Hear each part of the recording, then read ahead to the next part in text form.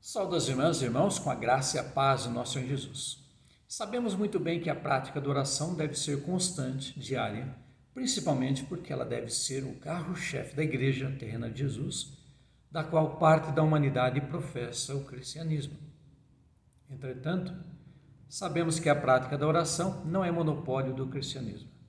Antes mesmo de existir o judaísmo, o cristianismo e o islamismo, civilizações muito mais antigas já manifestavam práticas religiosas com orações e com sacrifícios às suas respectivas divindades, como até diversas outras que surgiram posteriormente no decorrer dos séculos. Mas o que é a oração? A oração nada mais é do que um diálogo que fazemos com Deus. Nós falamos a Deus e Deus responde. Deus fala e nós respondemos. Assim, a oração não é um monólogo em que apenas uma pessoa fala. Porém, no diálogo, se observa duas ou mais pessoas que conversam entre si e com Deus através de Jesus Cristo, em nosso caso, que professamos o cristianismo. É interessante observar que no idioma português, a palavra oração pode ser dividida em dois momentos, ou seja, oração. Quem ora realiza uma ação. E para orar a Deus não é necessário horas e dias específicos, pois todos os dias da semana e períodos do dia, sendo de madrugada, de manhã, à tarde ou à noite, é momento para se conversar com Deus. E lembrando que a oração é o mesmo que dialogar, conversar, papear, a ter um papo com Deus. E o tempo dedicado à oração é uma questão individual, quando não estamos participando de alguma atividade religiosa formal. Nisso podemos orar durante 5 dias, 5 segundos, 3 minutos, 22 minutos, 1 hora e meia e assim por diante. E o local para orar também não precisa ser monopolizado. Pode ser em templos, em edificações dos mais variados tipos, nos lares, na praia à beira-mar, no monte, numa floresta, no campo, e em qualquer outro local em que se possa fazê-lo, desde que respeite os ambientes, horários e terceiros. Jesus mesmo orava no templo em Jerusalém, em sinagogas, em lares e em espaços abertos, onde havia pessoas e multidões.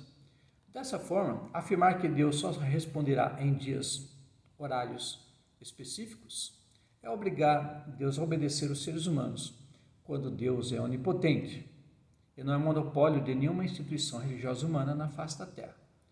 De fato, Deus é Deus e nós somos parte de sua criação no universo. Sobre a oração como diálogo, conversa ou um bate-papo, é interessante observar que para que haja uma conversa, é necessário que haja alguém que inicie o processo. E quando uma pessoa busca alguém para conversar presencialmente ou não, é necessário que ela entre em contato, o que nada mais é do que uma invocação ou chamamento. É o que se faz ao buscar a Deus ou a qualquer outra divindade, como fazem os fiéis das mais diversas religiões existentes no mundo. Entretanto, surge a questão sobre onde surgiu esse tema para anualmente comemorar o Dia Mundial de Oração. Essa prática surgiu a partir de mulheres dos Estados Unidos e do Canadá, que no século XIX tiveram o desejo de expandir as obras missionárias no mundo, porque perceberam que a oração também deve ser presente em prol das mais diversas causas sociais. E o que despertou essas mulheres para esta causa? Foi em 1861, quando essas mulheres conseguiram abranger um número maior de colaboradores que tinham interesse pela defesa das mulheres e das crianças. Elas assim buscaram unir esforços para ajudar as mulheres, que passavam por vários problemas em todo o mundo, através de ensinamentos bíblicos. Conseguiram assim entender que a Igreja Terrena de Jesus deve ter também um papel social na sociedade e no mundo, e não ficar apenas com a mente no mundo da Lua, de Marte ou de Vênus. Também compreenderam que era necessário ter os pés no chão e buscar ações concretas nesse mundo físico e não ficar só no mundo espiritual e tendo apenas ações abstratas. Por isso, definiu-se o Dia Mundial de Oração para o dia 4 de março.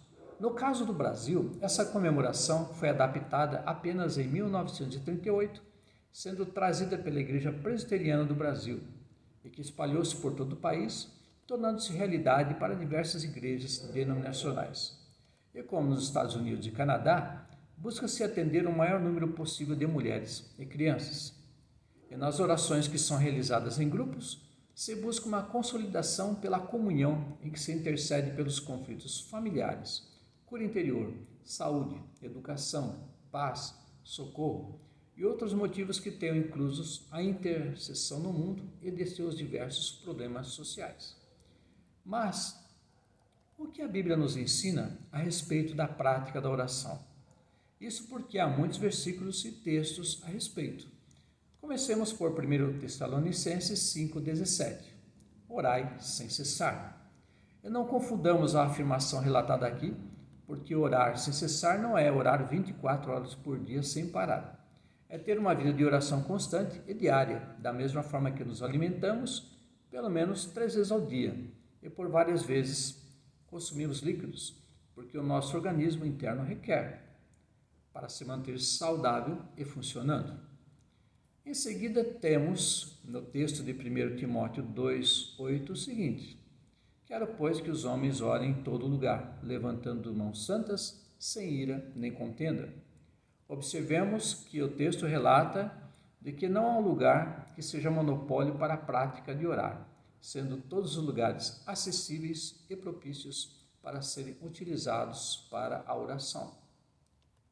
Agora temos Jesus afirmando 2 elementos esclarecedores em Mateus 6, versículos 7 e 8. Primeiro, ao orar não devemos ser repetitivos. Mas o que isso quer dizer? Claro que oramos constantemente pelas mesmas situações, porém o problema ocorre quando, num ambiente coletivo, pessoas que se sucedem repetem orações anteriores às suas, como se as anteriores faltassem fé. Assim, repete-se solicitações, ignora-se outras que não foram pedidas. Segundo elemento, ao orar devemos compreender de que antes de expressarmos com os nossos lábios as nossas petições, Deus já as conhece previamente em nossas mentes, porque antes de falar, pensamos. Por isso, devemos tomar cuidado com o que vamos pronunciar, porque fazer uma oração bonita e acadêmica para agradar aos presentes pode desagradar a Deus. Vejamos o texto de Mateus 6, versículos 7 e 8. E orando, não useis de vãs repetições, como gentios, que pensam que por muito falarem serão ouvidos. Não vos assemelheis, pois, a eles, porque vosso Pai sabe o que é necessário antes de vós lhe pedirdes. Jesus também chamou a atenção a respeito da forma em que as orações estavam sendo feitas e que desagradava profundamente a Deus. Não é tanto pelo ficar em pé, mas a intenção que estava por trás de se orar em pé, para serem vistos como homens espirituais, quando não eram de fato. É o texto de Mateus 6,5 que traz essa afirmação. E quando orares, não sejas como os hipócritas, pois se comprazem orar em pé nas sinagogas e às esquinas das ruas, para serem vistos pelos homens. Em verdade vos digo que já receberam seu galardão. No próximo relato, Jesus ensina aos seus discípulos sobre a prática da oração feita num outro local, como no lar. É Mateus 6, versículo 6. Mas tu, quando orares, entra no teu aposento e, fechando a tua porta, ora a teu Pai que está em secreto, e teu Pai que vem em secreto te recompensará publicamente. Aqui não é um templo, mas um lar, e estando a sós, não é necessário orar com palavras audíveis, com volume de voz alterado, podendo fazê-lo em segredo, em voz baixa ou apenas na mente, porque Deus é onisciente, e ouve vozes proferidas pelos lábios ou pela mente. E as pessoas não precisam estar no espaço público para provarem que orem, porque Deus sabe quem ora e quem não ora. E também sabe quem ora com segundas intenções e quem ora sem elas. Jesus também menciona que ao orar, se crê realmente e de fato, e não de fachada, por não ter fé, receberá. Porém, respeitando sempre a vontade de Deus, porque Ele é soberano em suas ações. Vejamos Mateus 21, versículo 22. E tudo que pedirdes em oração, crendo, o recebereis. Observemos Abraão e o que ele pediu a Deus em oração, homem considerado o pai da fé. É Gênesis 20, 17. E orou Abraão a Deus, e sarou Deus a Abimeleque e a sua mulher e as suas servas, de maneira que tiveram filhos. Nisso ele intercedeu junto a Deus e pediu a cura de Abimeleque, sua mulher e suas servas, porque elas haviam ficado estéreis e não podiam gerar filhos. Isaque, filho de Abraão, também orou a Deus e pediu a cura de sua mulher por estar estéril. É Gênesis 25, 21. E Isaque orou insistentemente ao Senhor por sua mulher, porquanto era estéril. E o Senhor ouviu as suas orações. E Rebeca, sua mulher, concebeu. E o relato nos informa que Isaque orou insistentemente a Deus, ou seja, constantemente e com fé. E como resultado, sendo da vontade de Deus e no tempo dele, ela ficou curada e concebeu, mas não uma, mas duas crianças gêmeas, Esaú e Jacó. Em Jacó temos uma oração em que ele pediu a intervenção de Deus para que seu irmão, Esaú, não matasse ele nem a sua família. Vejamos Gênesis 32, versículos 9 a 11. Disse mais Jacó: Deus meu pai Abraão e Deus meu pai Isaque, o Senhor que me disseste, torna-te a tua terra e a tua parentela e far-te-ei bem. Menor sou eu que todas as beneficências e que toda a fidelidade que fizeste ao teu servo, porque com meu cajado passeste o Jordão, e agora me tornei em dois bandos. Livra-me, peço-te, da mão de meu irmão, da mão de Esaú, porque eu temo, porventura não venha e me fira, e a mãe com os filhos. Temos agora Paulo, considerado o apóstolo dos gentios. Em 2 Coríntios, temos a informação de que ele foi alvo de uma enfermidade física que já estava afetando sua vida espiritual. E assim, ele orou a Jesus para que fosse curado. Ele orou uma primeira e uma segunda vez e nada de resposta. E na terceira vez, Jesus lhe respondeu, porém, como ele não esperava. A resposta foi a de que ele ficaria enfermo durante algum tempo. É só depois que cremos que ele foi curado, mas não no momento. Isso nos ensina que Deus, além de dizer sim às nossas orações, também diz não por não ser do agrado dele e pode trazer sérias consequências. E também espere por não ter chegado a hora. É 2 Coríntios 12, versículos 7 ao 9, que traz esse relato. E para que não me exaltasse pela excelência das revelações, foi-me dado um espinho na carne, a saber, um mensageiro de Satanás, para me esbofetear, a fim de não exaltar, acerca do qual 3 vezes orei ao Senhor para que se desviasse de mim. E disse: a minha graça te basta, porque o meu poder se aperfeiçoa na fraqueza. De boa vontade, pois me gloriarei nas minhas fraquezas, para que em mim habite o poder de Cristo. Ao voltarmos a Jesus, observamos que ele também tinha uma vida de oração, e tanto se ajoelhava como se prostrava sobre seu rosto por terra. Vejamos Lucas 22, 40 a 42. E quando chegou àquele lugar, disse-lhe: orai para que não entreis em tentação.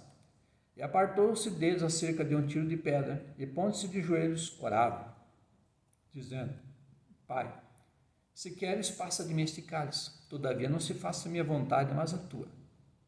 E em Mateus 26, 39 temos: e indo um pouco mais para adiante, prostrou-se sobre o seu rosto, orando e dizendo: meu Pai, se é possível, passa de mim este cálice, todavia não seja como eu quero, mas como tu queres.